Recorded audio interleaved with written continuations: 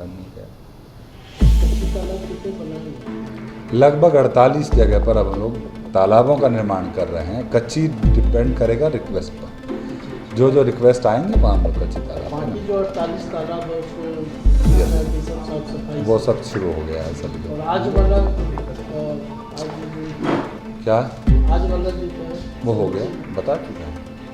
हाँ, छठ का आयोजन करते हैं, उसमें से जो पानी की स्थिति है गंगा में उसको देखते हुए लगभग 30 घाटों पे कार्य प्रारंभ किया जा चुका है।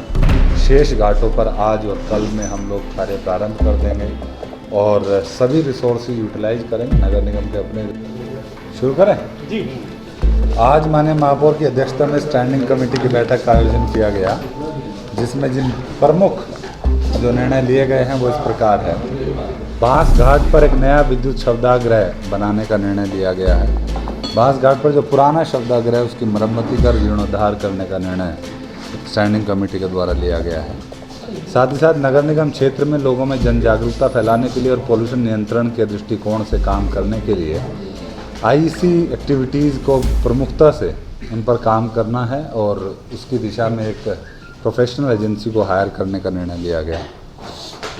साथ ही साथ सबा फरहा जो जुड़वा बहनें हैं वो मोरेलो कॉम्प्लेक्स में उनको दुकान या गाड़ी लगा करके फूड वैन लगा करके काम करने की इजाज़त पूर्व से निर्गत थी, लेकिन उनका किराया लगभग 22,000 रुपया पर मंथ पड़ता था, जिसको उनकी रिक्वेस्ट पर कम करके 17,000 रुपये पर मंथ ही करने का निर्धारण करने का निर्णय लिया गया है।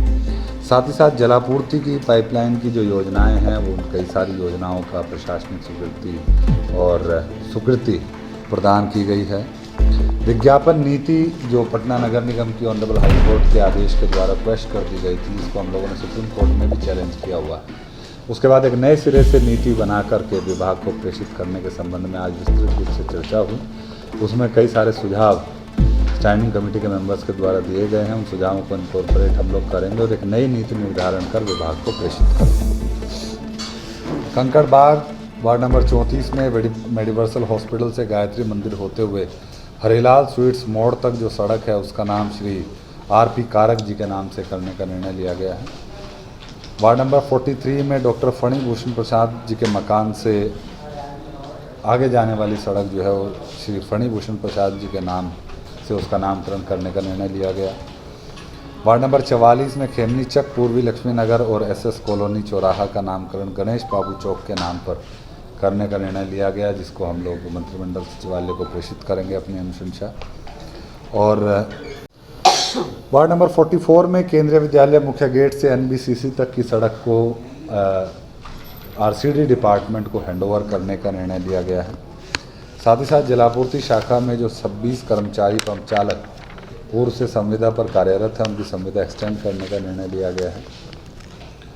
छठ घाटों की तैयारी चूँकि चल रही है, उनका प्रशासनिक स्वीकृति सभी घाटों का मेरे स्तर से नगर आयुक्त के स्तर से दिया जाना है। घाटों के निर्माण और सौंदर्यीकरण और बाकी अन्य सभी व्यवस्थाओं हेतु स्वीकृति स्टैंडिंग कमेटी के द्वारा प्रदान की गई है।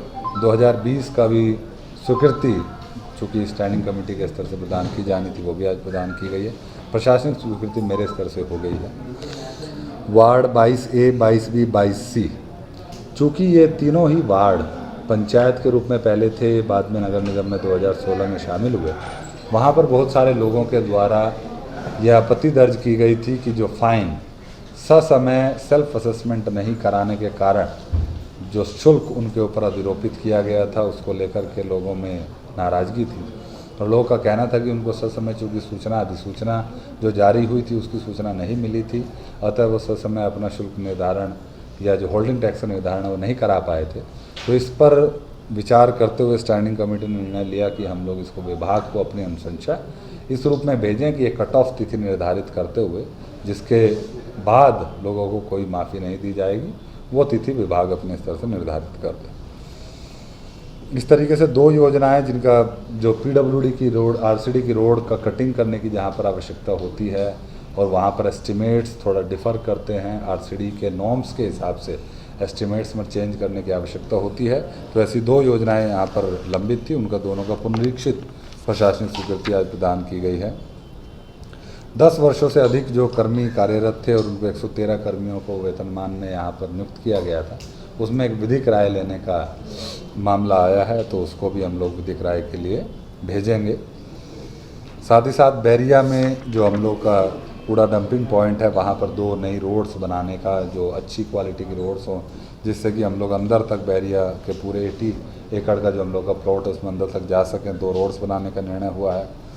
साथ ही साथ जो विद्युत कर्मी जो हमारे कोविड के दौरान जिन्होंने दिन रात काम किया है, उनको भी 4500 रुपये का बोनस भुगतान करने का निर्णय लिया गया है।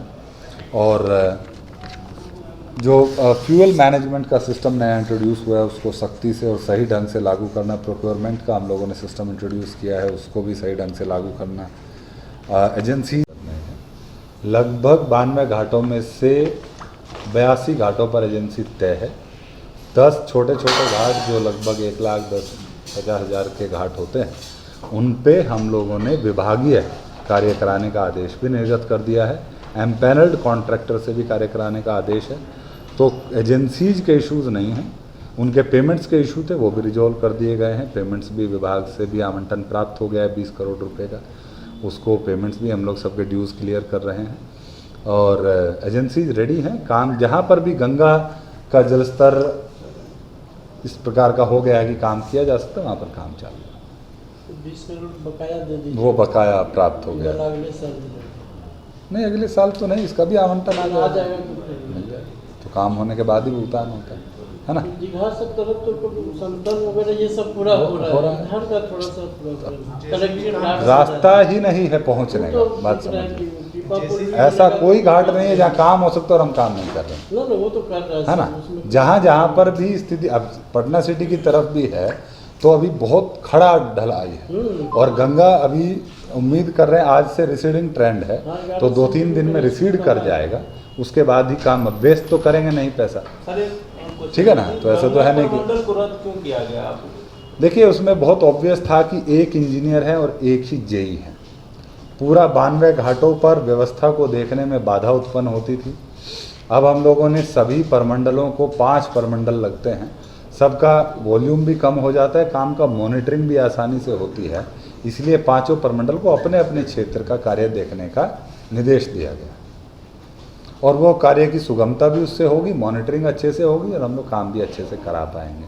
गंगा परमंडल में एक जेई और एक एग्जीक्यूटिव इंजीनियर के भरोसे काम कराने में जो मेरा अनुभव था लास्ट ईयर का, उसमें कठिनाई हुई थी। जब लास्ट मिनट पे काम कराना होता है तो तब वो एक आदमी कई जगह भाग दौड़ करनी पड़ती है। तो अलग अलग अथॉरिटीज़ रहेंगी और अपने अपने क्षेत्र अंतर्गत लगातार भ्रमणशील रहकर और सतत निगरानी रख के काम करा पाएंगे। तो हम लोग उम्मीद कर रहे हैं कि उससे बेहतर काम करें। सर, ये 20 करोड़ रुपए का जो अलॉटमेंट हुआ है, वो इस कार्य के लिए हुआ है या पहले का? पहले के 2 वर्ष। सर लोग तो बोल रहे थे ज़्यादा पैसा है। छठ का आयोजन करते हैं, उसमें से जो पानी की स्थिति है गंगा में, उसको देखते हुए लगभग 30 घाटों पे कार्य प्रारंभ किया जा चुका है। शेष घाटों पर आज और कल में हम लोग कार्य प्रारंभ कर देंगे, और सभी रिसोर्सेज यूटिलाइज करेंगे, नगर निगम के अपने रिसोर्सेज भी और बाकी भी। तो हम लोग को पूरा विश्वास है कि जहाँ जहाँ पर भी पानी का स्तर कम हो जाएगा और छठ कराने की जरा सी भी गुंजाइश होगी, तो वहाँ पर हम लोग पूरी व्यवस्थाएं नगर निगम की ओर से कराएंगे। घाटों के साथ साथ तालाबों का भी निर्माण हम लोग करा रहे हैं, और साथ ही साथ कुछ कच्चे तालाब जो मोहल्लों में या स्कूल कॉलेजेस के फील्ड में, उसको भी हम लोग खुदवाएंगे, वहाँ पर भी व्यवस्था कराएंगे। साथ ही साथ 23 टैंकर पीएचडी से ले रहे हैं, लगभग 15-20 टैंकर हम लोग नगर निगम से डिप्लॉय करेंगे। तो गंगा जल का वितरण भी जहाँ जहाँ पर लोगों का डिमांड्स होगा, वो भी हम लोग नहाए खाए के दिन उसको कराएंगे। 45 टैंकर से। हाँ, जो भी एजेंसी पटना नगर निगम के साथ कार्यरत है, उनको ससमय भुगतान किस तरीके से सुनिश्चित करा सकते हैं, वो उन सभी बिंदुओं पर कड़ाई से उसकी समीक्षा की जाए और उसको अनुपालन कराया जाए, जिससे कि जो कि एजेंसी कर्मियों को भुगतान में विलम्ब करती हैं, जब उनको पेमेंट टाइम पे नहीं होता है और उससे नाराज़गी कर्मियों में होती है, तो वो यहाँ पर आज उसकी समीक्षा हुई और निर्णय हुआ माननीय महापौर सभी स्टैंडिंग कमेटी के सदस्यों का कि इसको हम लोग गंभीरता से और सख्ती से लागू कराएं। और 4 जगहों पर ward number 71, ward number 66, ward number 4 और वार्ड नंबर 56 में जन सुविधा केंद्र के लिए भूमि का एनओसी पटना नगर निगम के द्वारा आज उसकी स्वीकृति प्रदान की गई है। आज की जो बैठक थी उसके मुख्य एजेंडा यही है। Thank you. कच्ची तालाब कितने बनाए हैं? लगभग 48 जगह पर अब हम लोग तालाबों का निर्माण कर रहे हैं। कच्ची डिपेंड करेगा रिक्वेस्ट पर, जो जो रिक्वेस्ट आएंगी वहाँ हम लोग कच्ची तालाब बाकी जो 48 तालाब है उसको Yes. सब साफ सफाई वो सब शुरू हो गया है सभी लोग। और आज वाला आज जो क्या आज वाला जो था वो हो गया, बता चुके हैं।